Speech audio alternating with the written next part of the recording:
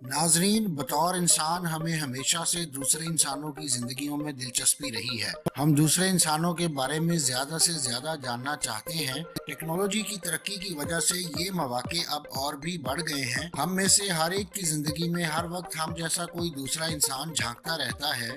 कभी वो किसी टेक्नोलॉजी कंपनी का नुमाइंदा है और कभी हम किसी कैमरे की जद में होते हैं। ये शायद आपके लिए हैरानी का बायस हो, मगर आपका स्मार्टफोन आपको हमेशा सुन रहा होता है। हम जो अल्फाज ज़्यादा बोलते हैं, अक्सर आपको फ़ोन पर इश्तिहार या आपके सर्च रिजल्ट्स उसके मुताबिक आएंगे। कहा जाता है कि एक तस्वीर हज़ारों अल्फाज के बराबर होती है। ऐसी ही कुछ मुंतखब तस्वीर हम आज की वीडियो में पेश कर रहे हैं। नाजरीन, इनकी खास बात यह है कि ये इन अफराद की आखिरी तस्वीर थी। ताहम इनमें से कुछ अफराद को पता था कि ये उनकी आखिरी तस्वीर है, जबकि कुछ इस बात से बेखबर थे कि उनकी ज़िंदगी की मोहलत ख़त्म हो चुकी है। अगर आप मुख्तलिफ साइंसी, तारीख़ी और इल्मी मौज़ूआत पर सोचते हैं और मज़ीद जानने का तजस्सुस रखते हैं तो सब्सक्राइब कीजिए हमारा चैनल और बेल आइकन दबाइए ताकि इन मौज़ूआत पर तैयार की गई हमारी वीडियोस आपको फौरी मिल सके। नाजरीन, सबसे पहली तस्वीर पाकिस्तान के पहले वज़ीर आज़म लियाकत अली खान की है। इस तस्वीर में उनको कंपनी बाग रावलपिंडी में होने वाले जलसे के मौके पर देखा जा सकता है, जब वो दीगर अफराद के हमरा अभी जलसा गाह पहुँचे हैं और स्टेज की तरफ जा रहे हैं।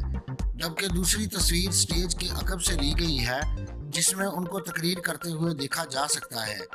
इसी तकरीर के दौरान सैयद अकबर नामी शख्स ने गोली मारकर उन्हें कत्ल कर दिया था।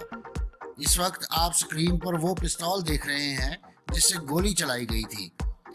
बाद उन्हीं की याद में कंपनी बाग का नाम लियाकत बाग रख दिया गया था। नाजरीन, बेनज़ीर भुट्टो को भी यहीं पर होने वाले जलसे से वापस जाते हुए 2007 में कत्ल कर दिया गया था। जलसा खत्म होने के बाद वो अपनी गाड़ी में बैठकर रवाना हो रही थी, जब वहां मौजूद लोगों के नारों का जवाब देने के लिए उन्होंने अपनी गाड़ी की छत से सर बाहर निकाला। कातिल इसी मौके की ताक में था। उसने पिस्तौल से मोहतरमा पर गोली चलाई, जो सर पर लगी और मोहतरमा गाड़ी में मौजूद अपनी सेक्रेटरी पर गिर पड़ी। इस मौके पर ली गई ये तस्वीर उनकी जिंदगी की आखिरी तस्वीर साबित हुई। जुल्फकार अली भुट्टो ने सारी जिंदगी एक पुरएतमाद और ताकतवर शख्स के तौर पर गुजारी। मुख्तलिफ मौके पर ली गई तस्वीर से जाहिर है कि जागीरदार घराने से ताल्लुक रखने वाला ये सियासतदान किस कदर मजबूत शख्सियत का मालिक था। मगर मुल्क का वजीर आजम रहने वाले इस शख्स की नमाज जनाजा दुनिया की नापायदारी का मुंह बोलता सबूत थी। 4 अप्रैल 1979 को फांसी के बाद उन्हें गड़ी खुदाबख्श में दफन कर दिया गया।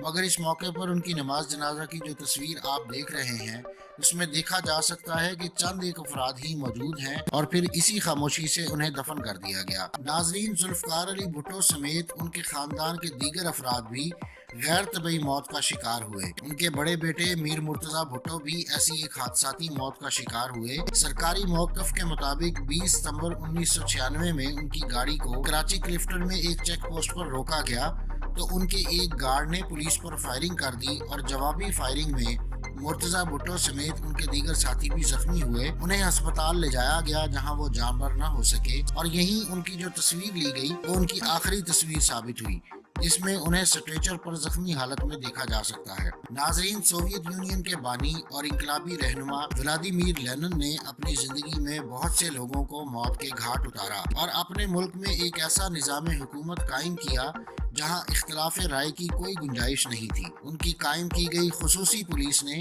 हुकूमत मुखालिफ लोगों पर वहशियाना मजालिम ढाए। लेनिन की पॉलिसियों की वजह से मुल्क में खाना जंगी शुरू हो गई और लाखों लोग लुकमा अजल बन गए। लेनिन पर बहुत से कातिलाना हमले भी हुए और एक हमले में लगने वाली गोलियां उनके जिस्म के अंदर लंबे अरसे तक मौजूद रहीं। रिपोर्ट्स के मुताबिक उनकी बीमारी की मालूमात कभी अवाम के साथ शेयर नहीं की गई। आखिरी जिंदगी में लेनिन ने अपने करीबी लोगों से उन्हें साइनाइड इंजेक्शन लगाने की दरख्वास्त भी की थी। अगरचे कहा जाता है कि उन्हें स्टालिन ने जहर दिया था, क्योंकि लेनिन ने अपनी जिंदगी में अपने जानशीन के लिए ट्रॉट्स्की को ज्यादा मौजू कहा था, जबकि स्टालिन पर अदम एतमाद का इजहार करते हुए लीडरशिप के लिए गैर मौजू करार दिया था। कभी करोड़ों लोगों की जिंदगियों का फैसला करने वाले इस हुक्मरान की ये आखिरी तस्वीर है, जिसमें उन्हें व्हील चेयर पर बैठे हुए देखा जा सकता है। नाजरीन, ये तस्वीर इबरतनाक है कि खुद को खुदा समझने वाले शख्स पर जब बुढ़ापा और कमजोरी आती है तो वो कैसे बेबस और लाचार हो जाता है کہ خود اپنی مرضی سے حرکت بھی نہیں کر پاتا۔ اس تصویر میں بھی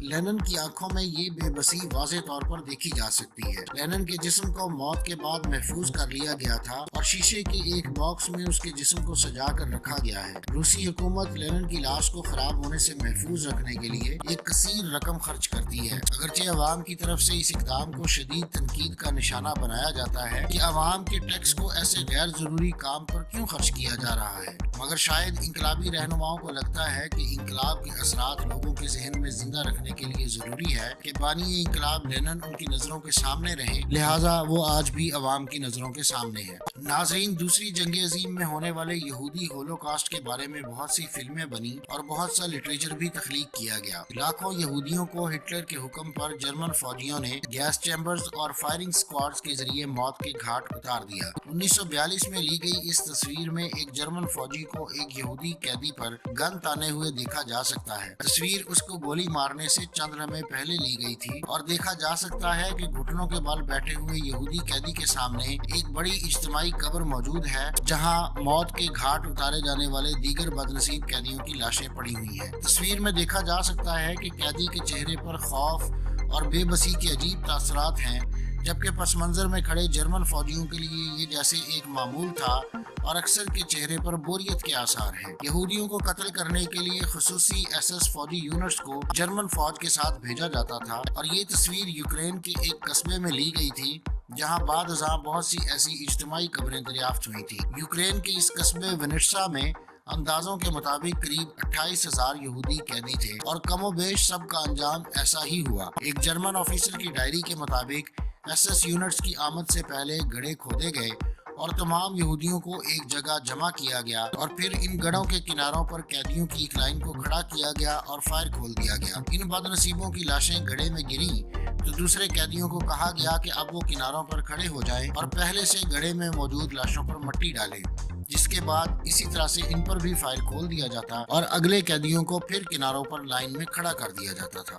ناظرین، چیئرمین ماؤ کو جدید چین کا بانی سمجھا جاتا ہے۔ پاکستانی وزیر اعظم ذوالفقار علی بھٹو سے ملاقات کے موقع پر بنائی گئی یہ تصویر ان کی زندگی کی آخری تصویر ثابت ہوئی۔ بھٹو اپنے ایک روزہ دورے پر چین پہنچے تھے اور کہا جاتا ہے کہ یہی وہ ملاقات تھی جس میں ماؤ نے پاکستان کو قریب 50 کلو گرام افزودہ یورینیم کی فراہمی پر آمادگی ظاہر کی تھی، اور اسی یورینیم کی مدد سے پاکستان نے انتہائی تیزی سے اپنا ایٹم بم تیار کر لیا تھا۔ اس میٹنگ میں لی گئی ان تصاویر سے یہ صاف ظاہر ہو رہا تھا کہ چیئرمین ماؤ اب زیادہ دن تک زندہ نہیں رہیں گے، اور پھر ہوا بھی ایسا ہی، مگر انہوں نے پاکستان کو یورینیم کی فراہمی کے ذریعے اس خطے پر دور رس اثرات ڈالے، اور آج اگر پاکستان ایک نیوکلیئر پاور نہ ہوتا تو اس خطے کا جغرافیہ یقیناً مختلف ہوتا۔ ناظرین، رابرٹ بٹ ڈوائر نے زیادہ عمر بطور ایک استاد گزاری، مگر سیاست کا چسکا انہیں حکومت میں لے آیا اور رابرٹ نے اسٹیٹ ٹریجرر کے طور پر امریکی ریاست پنسلوینیا میں اپنی ذمہ داریاں سنبھالی۔ مگر عہدہ سنبھالنے کے بعد رابرٹ پر ایک بہت بڑا انکشاف ہوا کہ سرکاری ملازمین سے ایک کلریکل غلطی کی وجہ سے مقررہ سے زائد ٹیکسز وصول کیے جا رہے تھے۔ بطور اسٹیٹ ٹریجرر رابرٹ نے فوری طور پر تحقیقات کا حکم دیا تاکہ جن سرکاری ملازموں کا ٹیکس زیادہ کاٹا گیا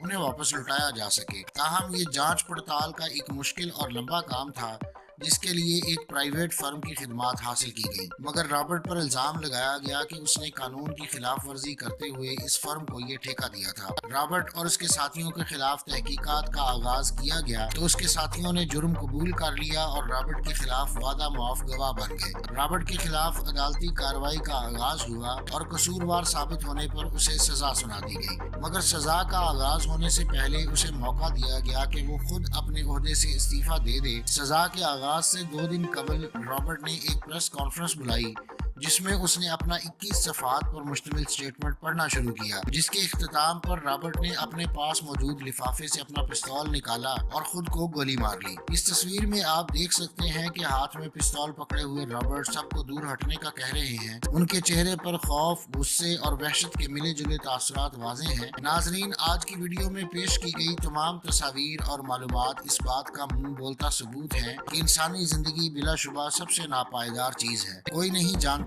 کہ اس کے پاس کتنی سانسوں کی مہلت باقی ہے۔ ہزاروں افراد کے مجمع کے سامنے جیتا جاگتا بولتا ہوا شخص لمحوں میں ہمیشہ کے لیے بے حرکت اور خاموش ہو جاتا ہے۔